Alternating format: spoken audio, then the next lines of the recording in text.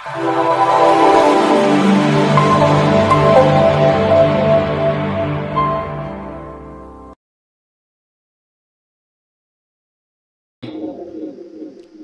ప్రవచన గ్రంథం 30వ అధ్యాయము 19వ వాక్యం ఒకసారి చదువుతాం, త్వరగా ముగించుకుందాం.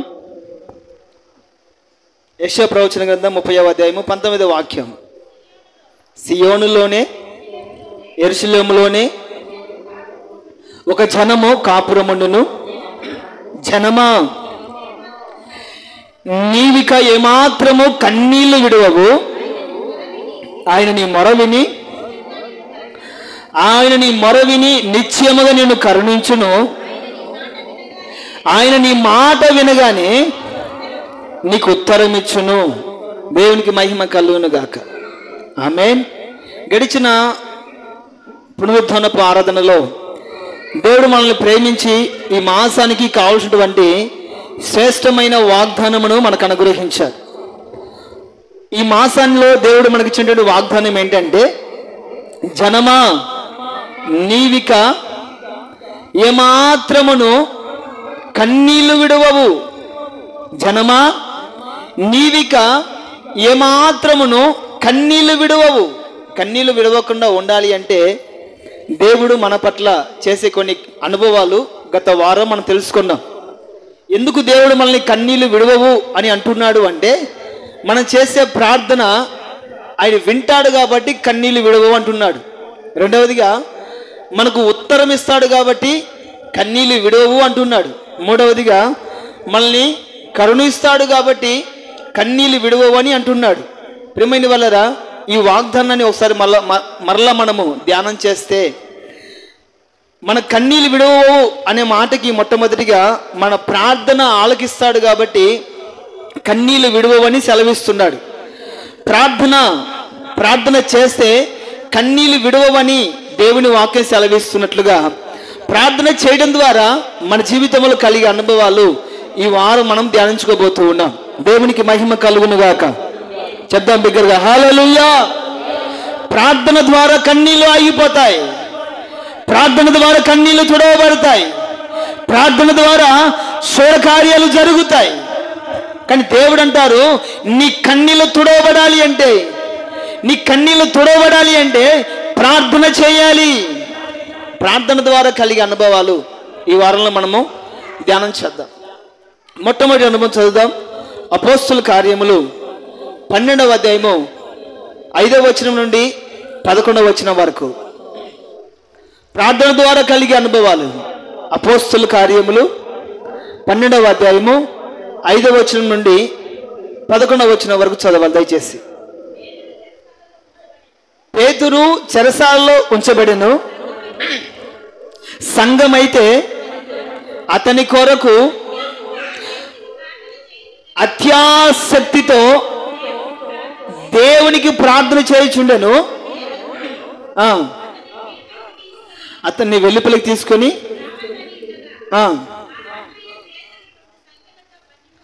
ఆ రాత్రియే పేతురు 2 సంఖ్యలతో బంధింపబడి 2 సైనికుల మధ్య నిద్రించుచుండెను.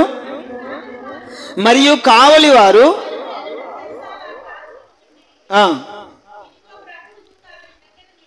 ఇదిగో ప్రభుదూత అతని దగ్గర నిలిచెను. అతడు ఉన్నటువంటి గదిలో వెలుగు ప్రకాశించెను. త్వరగా లెమ్మని చెప్పి అతన్ని లేపగా అతన్ని 2 చేతులకు ఉన్నటువంటి 2 సంఖ్యలు ఊడిపడెను. అప్పుడు దూత అతనితో చాలు దేవునికి మహిమ కలుగును గాక. ఆమేన్. చదవబడిన వాక్య భాగంలో ఒక సేవకుని సంఖ్యలతో బంధించి చెరసాలలో ఉంచారు. ఒక సంఘాన్ని నడిపిస్తున్నటువంటి సేవకుడు, దేవుని వెంబడిస్తున్నటువంటి శిష్యుడు, ప్రజలకు దీపముగాను ప్రజలకు వెలుగుగాను దేవుని పరిచయంలో వాడబడుతున్నటువంటి సేవకుని సువార్త ప్రకటించకూడదనే కారణం చేత సేవకుని చేతులకి సంఖ్యలు బిగించి చెరసాలలో వేశారు. సేవకుడేమో సంఖ్యలతో బంధింపబడి చెరసాల్లో ఉన్నాడు. మరి సంఘం ఏం చేసింది? సంఘం ఏం చేసింది అంటే పోయిందిలే, ఇంకా అనకూడదేమో, దరిద్రం పోయిందిలే, ఇంకా వారం వారం పోవాల్సిన అవసరం లేదు, వారం వారం సేవకులు ఫోన్ చేసి ఏమ్మా చర్చికి రాలేదు అని అనిపించుకోవాల్సిన అవసరం లేదు, ఇంకా ఈ భక్తి కఠినమైనటువంటి భక్తి చేయాల్సిన అవసరం లేదు, ఇక మాకు ఫ్రీడమ్ వచ్చింది, స్వతంత్రత వచ్చింది, ఎలాగైనా ఉండొచ్చు, ఎలాగైనా మాట్లాడచ్చు, ఎలాగైనా ప్రవర్తించవచ్చు, మమ్మల్ని హెచ్చరించే సేవకుడు లేడు, ఇక మేము కూడా అన్యుల్లాగా బ్రతకచ్చు, లోకస్తుల వల్లే ప్రవర్తించవచ్చు అని అనుకోలేదండి. సంఘం సేవకుని సంఖ్యలతో బంధించి చెరసాల్లో ఉంచిన తర్వాత సంఘం అయితే ఏం చేశారంటే అక్కడ అత్యాసక్తితో, దేవునికి మహిమ కలుగును గాక, ఆమేన్, అత్యాసక్తితో ప్రార్థన చేసెను. అత్యాసక్తితో ప్రార్థన చేసెను. మరి సంఘం అత్యాసక్తితో ప్రార్థన చేయడం ద్వారా కలిగిన అనుభవం ఏంటంటే, సేవకుని బంధించినటువంటి సంఖ్యలు సంఘం ఎప్పుడైతే అత్యాసక్తితో ప్రార్థన చేశారో, ఆ ప్రార్థన చేసిందంటే సేవకుల్ని బంధించినటువంటి సంఖ్యలు తెంచబడ్డాయి. ప్రైజ్ ది లార్డ్, హల్లెలూయా, దేవునికి మహిమ కలుగును గాక. సంఘము అత్యాసక్తితో ప్రార్థించింది, బంధించినటువంటి బంధకములు లేదా సంఖ్యలు తెంచబడ్డాయి. ప్రియమైన వాళ్ళరా, కారణం ఏంటంటే సంఘము చేసినటువంటి ప్రార్థనకి ప్రతిఫలం. సంఘము చేసినటువంటి ప్రార్థనకి ప్రతిఫలం ఏంటంటే సంఖ్యలు తెంచబడ్డాయి. పేతురేమో వేరే ప్రాంతంలో ఉన్నాడు, సంఘమేమో వేరొక ప్రాంతంలో ఉంది. సంఘము అత్యాసక్తితో ప్రార్థన చేశారు, ఎక్కడో చెరసాలటువంటి సంఖ్యలు, ఎక్కడో చెరసాలటువంటి పేతురు సంఖ్యలు తెంచబడ్డాయి. కారణం ఏంటంటే ప్రార్థనకున్నటువంటి బలం అలాంటిది. ప్రైజ్ ది లార్డ్, చెప్దామండి బిగ్గరగా, హల్లెలూయా. కొద్దిమంది కదా, కాస్త బిగ్గర చెప్దాం, హల్లెలూయా. సంఘం ఏం చేసిందంటే అత్యాసక్తితో ప్రార్థన చేసింది. ఆ ప్రార్థనకి ప్రతిఫలం ఏంటంటే తన సేవకుని బంధించినటువంటి సంఖ్యలు తెంచబడ్డాయి. సేవకుని బంధించినటువంటి సంఖ్యలు ఏమైపోయాయంటే తెంచబడ్డాయి. నేను ఎందుకు ఈ మాట చెప్తున్నానంటే, నీవు కన్నీళ్లు విడవకుండా ఉండాలి అంటే ప్రార్థన చేయాలి. ప్రార్థన ద్వారా కలిగే అనుభవాలు ఏంటంటే సంఖ్యలు తెంచబడతాయి, సంఖ్యలు తెంచబడతాయి. ప్రియమైన వాళ్ళరా, ఈరోజు ఎందుకో ఉదయం నుంచి ఈరోజు వరకు కూడా చాలా విపరీతమైన పోరాటం, అంటే తెలియని చీకటి, తెలియనటువంటి అనాలోచన, తెలియనటువంటి భయం వెంటాడుతున్నది, అర్థం కాలేదు. మేము ఇక్కడ టర్నింగ్ తిరుగుతున్నాము, విపరీతంగా చేస్తున్నారు, వారి కార్యక్రమాలు చేస్తున్నారు, గోలగోలగా ఉంది. ఎందుకని ఈ మాట చెప్తున్నానంటే, బహుశా ఈ ప్రాంతంలో పట్టి పీడిస్తున్నటువంటి దురాత్మ బలం ఎక్కువైపోయింది. దురాత్మ బలం ఏమైపోయిందంటే ఎక్కువైపోయింది. ఎలా ఈ బంధకాల నుండి మనం విడిపించబడాలి, ఈ బంధకాలు ఎలా తెంచబడాలి అంటే దేవుని నమ్ముకున్నటువంటి మనము ప్రార్థన చేయాలి. హల్లెలూయా, హల్లెలూయా. దేవుని నమ్ముకున్నటువంటి మనము ప్రార్థన చేయాలి. ప్రార్థనకి అసాధ్యమైనది ఏదైనా ఉందా? ప్రార్థనకి అసాధ్యమైనది ఏది కూడా లేదు. నమ్ముట నీవలనైతే నమ్మువానికి సమస్తము సాధ్యమని దేవుని వాక్యం సెలవిచ్చినట్లుగా ఫస్ట్ ఆఫ్ ఆల్ మనం నమ్మి ప్రార్థన చేస్తే అసాధ్యమైనది ఏది కూడా లేదు. ఎందుకో నిన్నటి దినాన ఒక అక్కగారితో మాట్లాడాను. అక్కగారిని నేను అడిగాను, అక్క చర్చికి రావచ్చు కదా, చాలా లేదు మీరు చర్చికి రాకంటే, అక్కగారు చెప్పినటువంటి మాటలు విన్నప్పుడు చాలా వాళ్ళు ఎంతగా బంధకాల చేత బంధింపబడుతున్నారో, దురాత్మల చేత పీడింపబడుతున్నారో నాకు స్పష్టంగా కళ్ళ కట్టినట్టుగా అర్థమైపోయింది. అక్కగారిని అడిగినప్పుడు అక్క చెప్పింది, నేను కుటుంబంలో నాకు ఎవరు అబ్జెక్షన్ చేసేవాళ్ళు ఎవరు కూడా లేరు, చర్చికి వెళ్ళొద్దని ప్రార్థన చేయకూడదని ఎవరు చెప్పేవాళ్ళు లేరు, కానీ కొంతమంది ఉచిత సలహాలు ఇస్తూ ఉంటారు. మీరు ఆ దేవుని నమ్ముకోబట్టే మీకు ఈ శ్రమలు వచ్చాయి, మీరు ఆ చర్చికి వెళ్ళబట్టే మీకు ఈ బాధలు వచ్చాయని మాటల చేత కృంగదీస్తూ ఉన్నారు. మరి చర్చికి రావచ్చు కదా అక్క అంటే, అక్కగారు చెప్పినటువంటి మాట, చర్చికి వస్తానయ్యా నేను, అయితే ఇంట్లో ఒకరోజు ఉపవాస ప్రార్థన పెట్టాలి.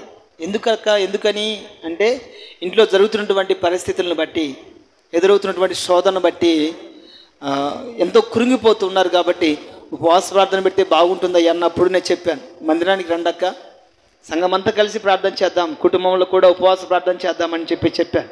ఎందుకు అని ఉపవాస ప్రార్థన పెట్టించుకోవాలనుకుంటున్నారు అని అక్కని అడిగితే అక్కగారు చెప్పే సమాధానం, వాళ్ళ బిడ్డకి చదువు రావటం లేదంట, చెప్పిన మాట వినటం లేదంట, ఇంకా కుటుంబంలో కొన్ని సమస్యల చేత సమాధానం లేక సతమతమైపోతూ ఉన్నాం. కాబట్టి నాకున్నటువంటి విశ్వాసాన్ని బట్టి, ఎందుకంటే నేను నమ్మిన దేవుడు నమ్మదగిన వాడు. హల్లెలూయా. శ్రమలు రావచ్చు, బాధలు రావచ్చు, గొడవలు రావచ్చు, కష్టాలు రావచ్చు, కన్నీళ్ళు రావచ్చు, కానీ వీటన్నిటిలో నుండి విడిపించడానికి నేను నమ్మిన దేవుడు నమ్మదగిన వాడు. కాబట్టి ఉపవాస ప్రార్థన ద్వారా ఇది సాధ్యమవుతుందని నేను నమ్ముచున్నాను. కానీ ఉచిత సలహా చెప్పే వాళ్ళు ఉంటారు కదా, వాళ్ళు చెప్పే మాట ఏంటంటే, నువ్వు ఏదో పొరపాటు నమ్ముకుంటేవి కానీ నేను చెప్పిన మాట విను, నీ బిడ్డ బడికి వెళ్తాడు, నేను చెప్పిన మాట విని మీ ఇంట్లో సమాధానం కలుగుతుంది, నేను చెప్పిన మాటను మీ ఇంట్లో గొడవలు తొలగిపోతాయి. ఏం చేయాలి చెప్పండి అంటే, ఆ పిల్లని తీసుకొని వచ్చి ఆ బాబు తల్లిదండ్రులు కలిసి వాళ్ళు చెప్పినట్లుగానే గుడి చుట్టూ 101 రౌండ్లు ప్రదక్షిణలు చేయాలంట. ఎన్ని గుడి చుట్టూ 101 ప్రదక్షిణలు చేస్తే ఆ బిడ్డ అప్పుడు స్కూల్కి వెళ్తాడంట. 101 సారి తిరిగితే కుటుంబంలో సమస్యలు ఉండవంట, 101 సార్లు తిరిగితే కుటుంబంలో గొడవలే ఉండవంట. నేను చెప్పాను, వాళ్ళు చెప్పిన మాటలు కాదు. కానీ అంటే ఎందుకు ఈ మాట వాళ్ళు సూచనగా ఇస్తున్నారంటే, ఎవరైతే దేవుణ్ణి నమ్ముకుంటున్నారో మొట్టమొదటిగా వారిని పడగొట్టాలి. సాతాను కానీ ప్రయోగం ఏంటంటే, కొద్దో గొప్ప గ్రామం అంతటికి ఒకరో ఇద్దరు నమ్ముకుంటారా, ఆ ఇద్దరిని కూడా పడగొడితే ఇక మనదే అధికారం. దురాత్మ చేసేటువంటి ప్రయోగం ఇది. నేను చెప్పాను, అమ్మ పొరపాటై మీరు అటువంటి పని చేయకూడదు, పొరపాటై అటువంటి పని చేయకూడదు. ఎందుకంటే మనం ఆరాధిస్తున్న దేవుడు రోషము కలిగిన దేవుడు. Praise the Lord. హల్లెలూయా. దేవుడు నమ్ముకొని మరలా వాళ్ళేదో చెప్పినట్లుగా మీరు చేస్తే మన దేవుడు వాళ్ళ ఎదుట అవమానించబడతాడు. దేవుడు నమ్ముకున్నటువంటి మనము జీవము కలిగిన దేవుడిని తెలుసుకొని, ప్రాణం పెట్టిన దేవుడిని తెలుసుకొని, తిరిగి రానయున్న దేవుడిని తెలుసుకొని కూడా దేవుళ్ళుగా పిలబడుచున్న వారిని మనము నమస్కరించి పూజిస్తే మన దేవుడు వాళ్ళ ఎదుట అవమానించబడతాడు. కాబట్టి దయచేసి మీరు అలాంటి పని చేయకూడదు. మీ కొరకు మేము ప్రార్థన చేస్తాం, మీ కుటుంబం కొరకు ప్రార్థన చేస్తాం. వీలైతే మీరు చెప్పినప్పుడే మీ కుటుంబంలో ఉపవాస ప్రార్థన పెడతాం. ప్రతి సమస్యకి దేవుడి పరిష్కారమును కలుగు చేయునుగాక, ప్రతి సమస్యకి దేవుడి పరిష్కారము కలుగు చేయునుగాక అని ఆ తల్లిగారితో చెప్పడం జరిగింది. నా ప్రియమైన వాళ్ళారా, ఎందుకు ఈ మాట చెప్తున్నానంటే, కొన్ని కారణాలు బట్టి దురాత్మ ఏం చేస్తుంది. పోయిన వారంలో నేను చెప్పాను, అమ్మ ఎందుకు రాలేదమ్మా మీరు చర్చికి అని అడిగితే, దేవుడు ఏం చేశాడు నేను రావాలి, దేవుడు నాకు ఏం మేలు చేశాడు నేను రావాలి, పలాని దగ్గరికి వెళితే నీ సమస్యలను తొలగిస్తాను, నన్ను నమ్ముకుంటావా, నీ దేవుని వదిలేస్తావు అని చెప్తే నేను ఆమెకు మాట ఇచ్చి ఈ దేవుని వదిలేస్తాను. అంటే ఏ సమస్యకైనా దేవుడైనా కారణం. ఇంట్లో గొడవలు రాకుండానే ఉంటాయా, ఇంట్లో సమస్యలు రాకుండానే ఉంటాయా, మనుషులైన వారికి వ్యాధి జ్వరము జలుబు రాకుండానే ఉంటాయా, వస్తే దేవుని మార్చాలా. ఎంతవరకు న్యాయం ఇది మన వల్ల తప్పు కానే కాదు. వీళ్ళేదో మారిపోతున్నారని, వీళ్ళేదో ఆగిపోతున్నారని వీళ్ళ తప్పు కానే కాదు. ఇతరుల మనసుల్లో ప్రవేశించి దురాత్మలు ఆడిస్తున్నటువంటి ప్లానింగ్ ఇదంతా. ప్రియమైన వాళ్ళారా, నేను దేవుని సన్నిధిలో నుండి విశ్వాసంతో చెప్పగలుగుతున్నాను, మనము ప్రార్థన చేస్తే, సంఘము అత్యాసక్తితో ప్రార్థన చేస్తే, ఎక్కడో సంఖ్యల చేత బంధింపబడినటువంటి పేతురు సంఖ్యలు తెగిపోయినట్లుగా మనము అత్యాసక్తితో ప్రార్థన చేస్తే మన ప్రాంత ప్రజల్ని పట్టి పీడిస్తున్న ప్రతి దురాత్మ ఆలోచనలు యేసు నామములో తెంచబడునుగాక, యేసు నామములో తొలగిపోవునుగాక, యేసు నామములో తొలగిపోవునుగాక. మన ప్రాంత ప్రజలు దురాత్మ నుండి విడుదల పొందుదురుగాక. ఆమేన్. మనం ఏం చేయాలి అంటే ప్రార్థన చేయాలి. ప్రతిదినము అనుదినము మనము మన ప్రాంత ప్రజల కొరకు ప్రార్థన చేయాలి. ఎందుకంటే ఈ ప్రాంతంలో దురాత్మ బలము ఎక్కువగా ఉంది. మనము చేయాల్సింది ప్రార్థన చేయాలి. హిజ్కియా కొద్ది మందే ఉన్నారు, శత్రు సైన్యము ఎక్కువగా ఉంది. వాళ్ళేమో ఎదురుగా వచ్చి దూషిస్తున్నారు. మీ దేవుడేడి, మీ దేవుడు ఉన్నాడా, మీ దేవుడు ఎలా ఉంటాడు, మీ దేవుడైతే ఇలా చేయమని చెప్పండి, మీ దేవుడు అలా అయితే ఇలా చేయమని చెప్పండి అని చెప్పేసి దూషిస్తూ ఉన్నారు. హిజ్కియా అంటే దేవుని ప్రజలేమో కొద్దిమందే ఉన్నారు. దురాత్మని వెంబడించే వాళ్ళు, దేవులుగా పిలబడుతున్న వారిని సేవించే వాళ్ళు ఎక్కువ మందిగా ఉన్నారు. హిజ్కియా ఏం చేయలేని పరిస్థితి, వాళ్ళకి సమాధానం చెప్పలేని పరిస్థితి, వాళ్ళు దూషిస్తూ ఉంటే, తిడుతూ ఉంటే వినలేని, మాట్లాడలేని పరిస్థితుల్లో హిజ్కియా ఏం చేశాడంటే తిన్నంగా బైబిల్ గ్రంథం చేత పట్టుకొని దేవుని మందిరానికి వెళ్ళి బైబిల్ తెరచి దేవునికి ప్రార్థన చేశాడు. అయ్యా, సన్హెరీబు అతడు పంపినటువంటి మనుషులు మిమ్మల్ని ఎలా దూషిస్తున్నారో, మిమ్మల్ని ఎలా అవమానకరంగా మాట్లాడుతున్నారో, మిమ్మల్ని ఎలా చిన్న చూపు చూసి మాట్లాడుతున్నారో ఒక్కసారి నీ కనుదృష్టి వారి మీద ఉంచు, ఒకసారి మీ చెవులతో వారి తిట్టే తిట్లు విను అని హిజ్కియా ప్రార్థన చేశాడు. అంతకుమించి ఏం చేయలేదండి, ప్రార్థన మాత్రం చేశాడు. వాళ్ళు సాయంకాల వేళ రోజంతా దేవుని తిట్టిపోశారు. హిజ్కియా ఏం చేయలేని పరిస్థితుల్లో రాత్రి వేళ దేవుని సన్నిధికి వెళ్ళి ప్రార్థన చేశాడు. తెల్లగా తెల్లవారేసరికి ఏమైందో తెలుసా? తెల్లగా తెల్లవారేసరికి వాళ్ళతో యుద్ధం చేద్దామంటే కొద్దిమందే ఉన్నారు, వాళ్ళతో పోరాడదామంటే కొద్దిమందే ఉన్నారు. వాళ్ళ బలం ఎక్కువైపోయింది, మన బలం తక్కువైపోయింది. ఏమి చేయలేని పరిస్థితులలో హిజ్కియా ఏం చేశాడంటే దేవుని సన్నిధికి వెళ్ళి ప్రార్థన చేశాడు. తెల్లగా తెల్లవారేసరికి ఏం జరిగిందో తెలుసా? దేవుని దూత దిగి వచ్చి 1,84,000 మందిని హతము చేసింది. హల్లెలూయా! ఎంతమందిని? తెల్లగా తెల్లవారేసరికి దేవుని ప్రజలు వారి గుడారాల నుంచి బయటకు వచ్చేసరికి అందరు శవాలై పడిపోయి ఉన్నారు. ఎందుకు ఈ మాట చెప్తున్నానంటే, మనం ప్రార్థన మాత్రమే చేస్తే చాలు. ఇప్పుడు చిన్న ఎగ్జాంపుల్ చెప్తున్నా. మెడిసిపల్లి ప్రాంతం నుండి తల్లిగారు, అక్కగారు ఇద్దరే వస్తున్నారు. రెండు కుటుంబాలు. ఆ 2 కుటుంబాలు వారి మధ్యలో ఎంత నలిగిపోతూ ఉంటారు, వాళ్ళు ఎంతగా ఇబ్బంది పెడుతూ ఉంటారు, ఎన్ని మాటల చేత వారిని హృదయాల్ని గాయపరుస్తూ ఉంటారు. జ్వరం వస్తే చాలు. నిన్న ఆదివారం చెప్పాను కదా, దావీదును భక్తిహీనులు చేయమనేవారు. శ్రమ వచ్చింది కదా, మీ దేవుడేమయ్యాడు? నీ కొడుకు నిన్ను తరుముతున్నాడు కదా, నీ దేవుడేమయ్యాడు? నీ భార్య నిన్ను విడిచిపెట్టి వెళ్ళిపోయింది కదా, నీ దేవుడేమయ్యాడు? ప్రతి మాటకి దేవునితో పోలుస్తారు. ఎందుకంటే వాళ్ళ టార్చర్ తట్టుకోలేక దేవుని పక్కన పెడతామని. ప్రియమైన వాళ్ళరా, వారి బలం ఎంత అధికమించి ఉండొచ్చు, ఎంత అధికంగా ఉండనివ్వండి, మనము ప్రార్థన మాత్రం చేయాలి. తర్వాత యుద్ధము యెహోవాదే. హల్లెలూయా! మన పక్షముగా దేవుడు కార్యము జరిగించునుగాక, మన ప్రజల్ని దేవుడు స్వతంత్రించునుగాక, మన ప్రజల్ని దేవుడు విడిపించునుగాక. అక్కడక్కడగా కొద్దిమందికి దేవుని నమ్ముకున్న వారిని నా దేవుడు తన కనుదృష్టి నిలిపి వారిని కృపలో భద్రపరచునుగాక. ఆమేన్. చెప్పలేకుండా ఏంది ఆమేన్ అని అంటే? భద్రపరచకూడదా? వాళ్ళు కూడా హిందువులాగానే మారిపోవాలా? దేవునికి మహిమ కలుగునుగాక. ఎందుకో ఈరోజు మాత్రం ఎక్కువ శాతం ఇదే ఆలోచన. నిన్నటి దిన ఫేస్బుక్ ఆన్ చేస్తే హోసనా మందిరానికి వెళ్ళే ఒక వ్యక్తి నాకు అల్లుడు అవుతాడు అనుకోండి, ఎన్నో సంవత్సరాలుగా దేవుని మందిరానికి వెళుతున్నాడు, బాప్తిసం తీసుకున్నాడు, బల్లలో చేయి వేస్తున్నాడు, క్రమం తప్పకుండా దేవుని మందిరానికి వెళుతున్నాడు. నిన్న ఫేస్బుక్ ఆన్ చేస్తే తిరుపతికి వెళ్ళి గుండు కొట్టుకుంటున్నాడు. ఎంత బాధాకరమైన విషయం. నేను మెసేజ్ పెట్టాను, రే ఏమైందిరా నీకు? కాశమాసిగా కొత్తగా దేవుని నమ్ముకున్న వాళ్ళైతే శ్రమలో బాధలో వచ్చినప్పుడు తొలగిపోయారంటే ఒక అర్థం ఉంటుంది. ఇంచుమించుగా 10-15 సంవత్సరాల నుండి దేవుని మందిరానికి వెళుతున్నటువంటి వ్యక్తి, బాప్తిసం తీసుకున్న వ్యక్తి, బల్లాల్లో పాలు పొందుతున్న వ్యక్తి, దేవుని రాజ్యం గురించి అవగాహన ఉన్న వ్యక్తి గుండు కొట్టించుకొని ఫోటో పెట్టాడు ఫేస్బుక్లో. ఏమైందిరా నీకంటే వాడు రిప్లై పెట్టాడు, కమింగ్, నువ్వు కూడా రా, నేను కూడా పోవాలంట వాని కాడికి. దేవునికి మహిమ కలుగునుగాక. ప్రియమైన వాళ్ళరా, ఒకసారి ఆలోచన చేయాలి. చీకటి ప్రభావం మనిషిని ఎట్టా పట్టి పీడిస్తుందో ఒకసారి ఆలోచన చేయాలి. చీకటి ప్రభావం ఒక మనిషిని ఎలా పడగొడుతుందో ఆలోచన చేయాలి. నా ప్రియమైన వాళ్ళరా, మనం చేయగలిగింది ఏంటంటే ఒకే ఒక్కటి, ప్రార్థన మాత్రమే చేయాలి. హల్లెలూయా! ప్రతి దినం ఏదో మనం రక్షించబడ్డాం, మనం విడిపించబడ్డాం, మేము మాత్రం పరలోకంలో ఉంటే చాలు అనుకోవడం అవివేకం.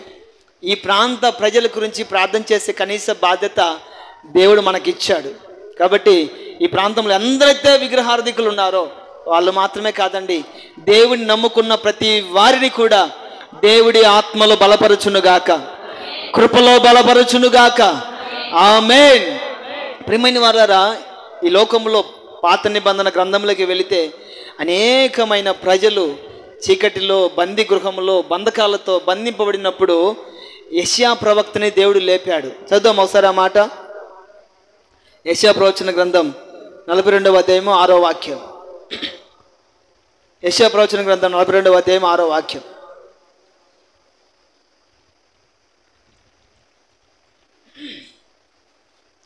యెషయా ప్రవచన గ్రంథం 42వ అధ్యాయము 6వ వాక్యం.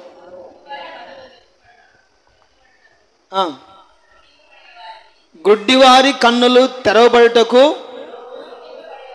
బంధింపబడిన వారిని చెరసాలలో నుండి వెలుపలికి తెచ్చుటకును, చీకటిలో నివసించు వారిని బందీ గృహములో నుండి వెలుపలికి తెచ్చుటకును నేనే నీతి విషయములలో నిన్ను పిలిచి నీ చెయ్యి పట్టుకొని ఉన్నాడు. ఇక్కడ యెషయాని దేవుడు పిలిచి తన చెయ్యి పట్టుకోవడానికి గల కారణం ఏంటంటే, అనేక మంది ప్రజలు గుడ్డివారిగా మారిపోయారు. చూపు ఉంది కానీ, చూస్తున్నారు కానీ చేసే పనులన్నీ గుడ్డి పనులే. అనేక మంది బంధకాల చేత ఉన్నారు, అనేక మంది సంఖ్యల చేత ఉన్నారు, అనేకులు బానిసలుగా బ్రతుకుతున్నారు, అనేక మంది చీకట్లో బ్రతుకుతున్నారు. వీళ్ళందరినీ విడిపించడానికి యెషయాని దేవుడు కుడి చేయి పట్టుకొని లేవనెత్తాడు. హల్లెలూయా. చెప్దాం బిగ్గరగా, హల్లెలూయా. వీళ్ళందరినీ విడిపించడానికి యెషయాని దేవుడు లేవనెత్తాడు. నా ప్రియమైన వాళ్ళరా, మీ విలువేంటో మీకు తెలుసా? దేవుడు ఎందుకు మిమ్మల్ని పిలిచాడో మీకు తెలుసా? ఈ అన్యుల ప్రదేశములో, ఈ అన్యుల ప్రాంతములో దేవుడు నమ్ముకోవడానికి దేవుడు ఎందుకు మీకు కృప చూపించాడో, ఎందుకు మిమ్మల్ని లేవనెత్తాడో తెలుసా? వారి కొరకు మీరు ప్రార్థన చేయటానికి. దేవునికి మహిమ కలుగును గాక. ఎందరైతే మన తోటివారు, మన ప్రాంత ప్రజలు, మన ఇరుగు పొరుగు వారు, మన రక్త సంబంధికులు, మన స్నేహితులు, ఈ ప్రాంత ప్రజలందరినీ కూడా రక్షించడానికి దేవుడిని కుడి చేయి పట్టుకొని ఇక్కడ తీసుకొని వచ్చాడు. దేవునికి మహిమ కలుగును గాక. అనేక బంధకాల చేత ఒక స్త్రీ గురించి సొలొమోను, జ్ఞానైనటువంటి సొలొమోను ఒక మాట రాశాడు. ఆ స్త్రీ పేరే బంధకముల వంటి చేతులు కలిగినటువంటి స్త్రీ అంట. ఆ స్త్రీ పేరే బంధకముల వంటి చేతులు కలిగినటువంటి స్త్రీ. చదువుదాం ఒకసారి ఆ మాట. ప్రసంగి గ్రంథము 7వ అధ్యాయము 26వ వాక్యం. బంధకముల వంటి చేతులు కలిగినటువంటి స్త్రీ, బంధకముల చేతులు కలిగినటువంటి స్త్రీ. ప్రసంగి గ్రంథం 7వ అధ్యాయం 26వ వాక్యం.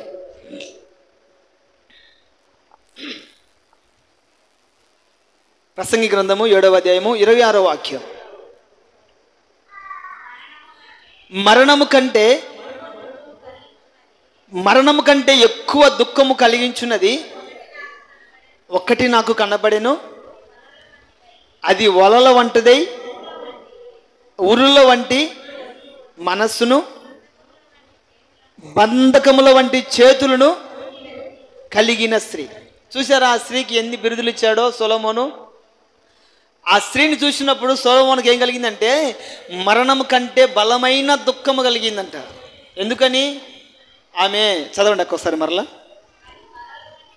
అది ఆమె వలల వంటిదై ఉరుల వంటి మనస్సు, బంధకముల వంటి చేతులు కలిగిన స్త్రీ. ప్రియమైన వల్ల ఎన్ని అనుభవాలు ఆమెలో ఉన్నాయి చూడండి. ఉరులు వలలు వేస్తుంది, ఉరులు వేస్తుంది, చేతులతో బంధిస్తుంది. ఇది ప్రకటన గ్రంథంలో ఒకసారి స్త్రీ గురించి మనము చదివితే, రాబోతున్నటువంటి దినాలలో, అంటే ప్రభువు అక్కడ సమీపించే దినాలలో ఈ స్త్రీని క్రూర మృగముతో పోలుస్తాడు దేవుడు. ఈ స్త్రీని క్రూర మృగముతో పోలుస్తాడు. ఆ క్రూర మృగం ఎలా కనపడుతుంది పైకంటే? చాలా అందంగా కనపడుతుంది పురుషులకి. మన వైపు చూడాలి. హల్లెలూయా చెప్దాం, హల్లెలూయా. స్త్రీలనేమో కొన్ని రకాలుగా బంధించేస్తే, పురుషుల్ని ఎలా బంధిస్తుంది ఈ స్త్రీ అంటే, సామెతల ప్రసంగి గ్రంథంలోనేమో సొలొమోన్ బంధకములు గల చేతులు వంటి స్త్రీ అని సొలొమోన్ పోలిస్తే, భక్తుడైనటువంటి యోహాను గారు క్రూర మృగానికి పోలుస్తాడు స్త్రీని. క్రూర మృగం. ఇక్కడ స్త్రీని చూస్తున్నప్పుడేమో అందంగా కనపడుతుంది. ఆమె దగ్గర ఏమున్నాయి అంటే వలలు ఉన్నాయి, ఉరుళ్ళు ఉన్నాయి, బంధకాలు ఉన్నాయి. ఆమెను చూసినప్పుడు, ఆమెను ఇష్టపడినప్పుడు, ఆమెను ప్రేమించినప్పుడు ఈ బంధకాలు, ఉరులు, వలలు పురుషునికి తెలియవు. ప్రేమించిన తర్వాత, ఆమె వలలో పడిన తర్వాత ఏమైపోతాడంటే ఇక బయటికి రాలేని పరిస్థితి. ఇదే క్రూర మృగముతో కూడా దేవుడు పోల్చినప్పుడు రాబోతున్నటువంటి దినాలలో యేసుక్రీస్తు ప్రభుల వారు ఈ భూమి మీదకి వచ్చే సమయంలో ఈ క్రూర మృగం ఒక అందమైన స్త్రీలాగా కనబడుతుంది పురుషులకి. అనేక మంది ఆమెను ఆకర్షించి, అనేక మంది ఆమెను ప్రేమించి ఆమె వలలో, ఆమె ఉరులలో పడి బందీలుగా, బానిసలుగా మారిపోతారు. అనేకమైన పురుషులని నిత్య నరకాగ్నిలోనికి ఆ మృగం తీసుకెళ్తుంది అని ప్రకటన గ్రంథంలో కూడా గ్రంథస్థం చేయబడింది. ఏమైనా వాళ్ళారా, బంధకాలు అనేటివి అనేక రకాలుగా మనుషుల్ని పట్టి పీడిస్తూ ఉన్నాయి. బంధకాలు అనేటివి మనుషుల్ని బంధించి వేస్తూ ఉన్నాయి. బంధకాలు అనేటివి అనేకులు ఆ బంధకాల నుండి విడిపించబడలేకుండా బంధించి వేస్తూ ఉన్నాయి. అది చెడు వ్యసనాలే కావచ్చు, అలవాట్లే కావచ్చు, చెడు మాటలే కావచ్చు, చెడు తలంపులే కావచ్చు. ఎందుకయ్యా మీరు ఈ బంధకాల నుండి విడిపించబడలేకపోతున్నారు అంటే, తెలియదండి, ఇదే బంధకము చేత నేను నలిగిపోతున్నానని అనేక మంది చెప్పడం గల కారణం ఏంటంటే, ఇదిగో అనేక బంధకముల చేత అపవాది అనేవాడు ప్రజల్ని బంధించేస్తున్నాడు. ఈ ప్రాంత ప్రజలని బంధించి వేసి ఉండొచ్చు, కానీ ఈ ప్రాంత ప్రజల కొరకై దేవుడు నిన్ను నన్ను కుడి చేపట్టుకొని లేవనెత్తగలిగాడు. బంధకాలలో బంధిపడిన ప్రతి ఒక్కరి కొరకు ప్రార్థన చేసిన కనీస బాధ్యత మన మీద ఉంది. కాబట్టి ప్రియమైన వాళ్ళరా, సంఘం అత్యాసక్తితో ప్రార్థన చేయడం ద్వారా పేతురికి బంధించినటువంటి సంఖ్యలు తెగిపోయినట్లుగా, సంఘమైనటువంటి మనము, దేవుని చేత పిలవబడినటువంటి మనము, దేవుని చేత ఏర్పరచబడినటువంటి మనము, మన ప్రాంత ప్రజల కొరకు మనం ప్రార్థన చేయగలిగితే, మన ప్రాంత ప్రజల్ని పట్టి పీడిస్తూ ఉన్న ప్రతి బంధకాలు యేసు నామములో తెంచబడును గాక, ప్రతి వ్యసనాలు యేసు నామములో తెంచబడును గాక, దేవునికి విరోధమైన ప్రతి కార్యాలు యేసు నామములో తెంచబడును గాక. ఆమేన్, హల్లెలూయా. ప్రార్థన ద్వారా కలిగే అనుభవం ఏంటంటే బంధకాలు తొలగిపోతాయి. రెండో మాట చదువుదాం. అపోస్తుల కార్యములు 10వ అధ్యాయము. అపోస్తుల కార్యములు 10వ అధ్యాయము 1వ వాక్యం. అపోస్తుల కార్యములు 10వ అధ్యాయం 1వ వాక్యం. ఇటలీ పటాలం అనబడిన శతాధిపతి అయిన కొర్నేలి అని భక్తిపరుడు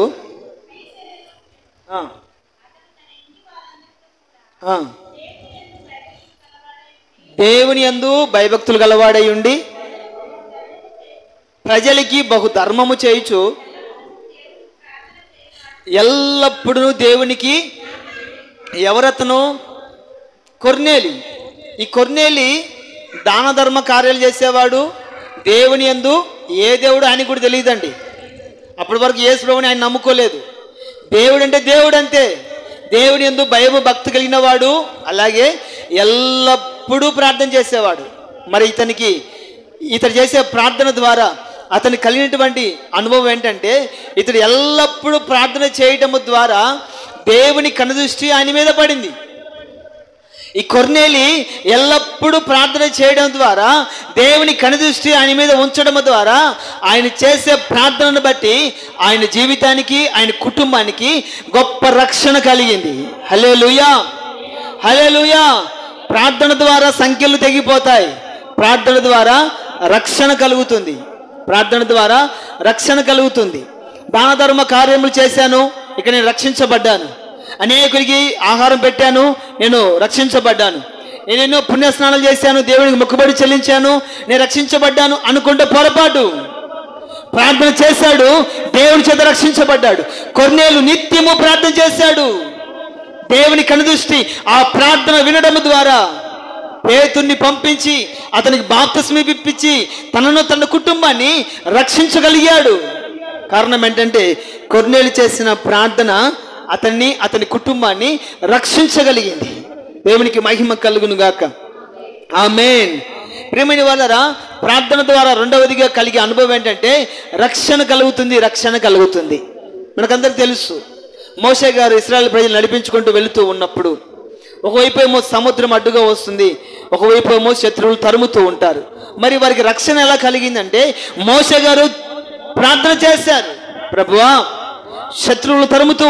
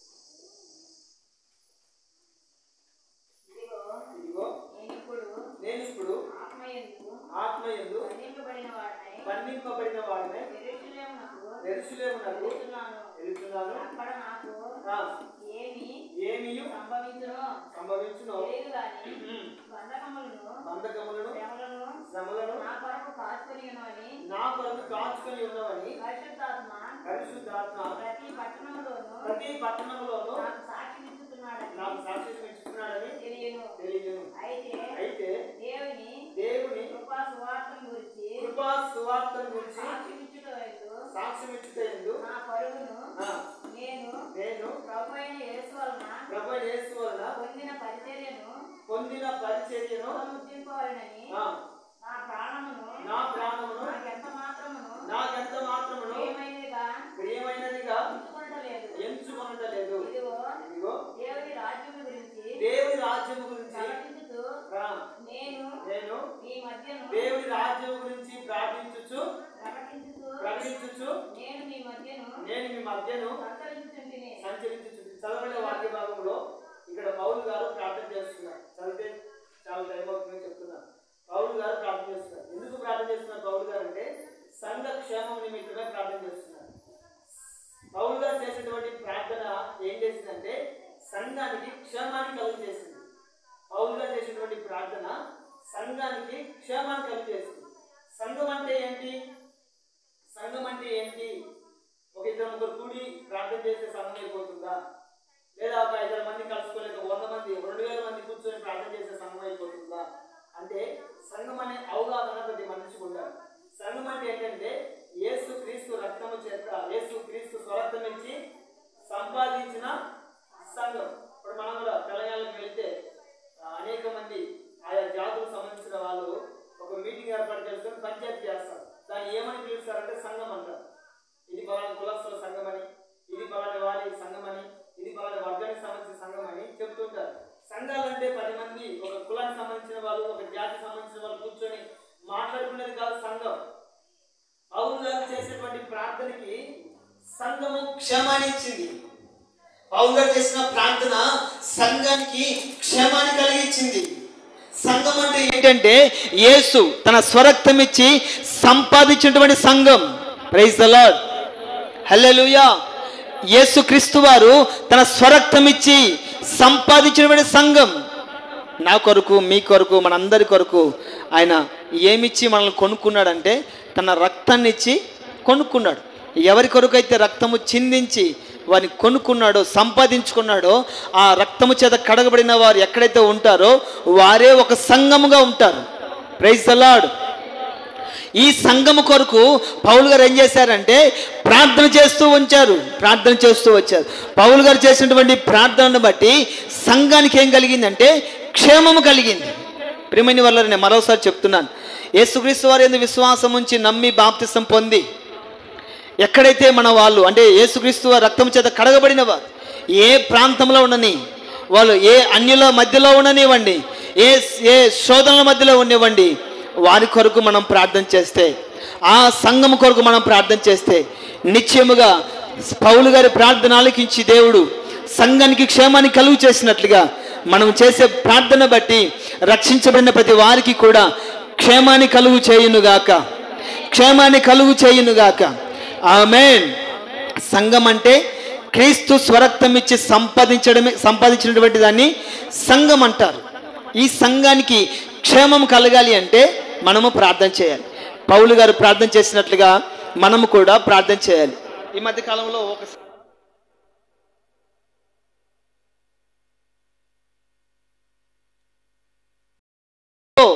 గొడవలు లేకుండా, ప్రతి సంఘములో సమస్యలు లేకుండా, ప్రతి సంఘాన్ని దేవుడు క్షేమాన్ని ఇచ్చినట్లుగా, ప్రభు రాకకై ప్రతి సంఘాన్ని దేవుడు సిద్ధపరచినట్లుగా మనం అందరం కలిసి ప్రార్థన చేద్దాం. దేవునికి మహిమ కలుగును గాక. ప్రార్థన ద్వారా కలిగే అనుభవాలు ఏంటంటే, ప్రార్థన ద్వారా సంఖ్యలు తొలగిపోతాయి, ప్రార్థన ద్వారా రక్షణ కలుగుతుంది, ప్రార్థన ద్వారా సంఘానికి క్షేమం కలుగుతుంది. దేవుడి మాటలు దీవించును గాక. ఆమేన్.